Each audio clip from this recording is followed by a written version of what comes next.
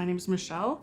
I was diagnosed in 2014. After I was diagnosed, I went and I spoke with my therapist. He suggested that I keep a journal to track my progress, but he also told me that it would have therapeutic benefits. After journaling for a while, I found out that it did have therapeutic benefits because I would get so anxious. I would get really nervous, and my stomach was just in knots. And as soon as I started writing, I had to focus on what I was writing instead of the anxiety, instead of the fear.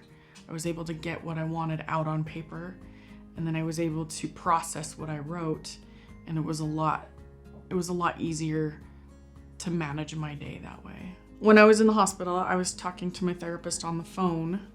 He would do regular weekly visits with me on the phone, and this one particular day I was having a really tough time. I was so anxious he couldn't really get through to me, and he suggested that I start doing a video journal daily. He told me that if I start talking to my phone, that it would almost be like speaking to him.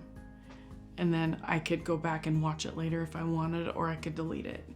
He told me that it would have great therapeutic benefits because getting out what you want to say helps to calm you down. In the beginning, it was awkward. In the beginning, it was hard, but after about 2 or 3 times, it was a lot easier, and it became something that I wanted to do when I was anxious. So my family started journaling for me when I got too sick to journal on my own. They thought that it was a really good idea to keep the journaling up so we could look back and see what all we went through, how far we've come. They wrote down the good, they wrote down the bad, they wrote down everything, and it's nice to be able to look back and see the support that I had, see the support and the love that was with me through my whole journey. After I was first diagnosed with multiple myeloma, my sisters and my daughter set up a Facebook page for me. They wanted to let our family and friends know what was going on, keep them updated. And it became something that was able to help other myeloma patients. It was a way for them to see someone else's experience. When I was first diagnosed, I reached out to Facebook and I was looking everywhere I could. So it was nice to be able to read what other people went through. So we created this for our friends and family, but it ended up being something for other myeloma patients. I go back and I read my journal. Sometimes in the beginning, right after transplant, it was too hard, so I put it away for about a year or 2. But now I go back and I read it. On the days that I'm feeling defeated, the days that I'm feeling like, oh my gosh, I'm not doing very good, I go back and I read my journal and say, oh, I've come a long way. I've come pretty far. There were days that my head was spinning. There were days that my stomach was in knots, and I would just start writing.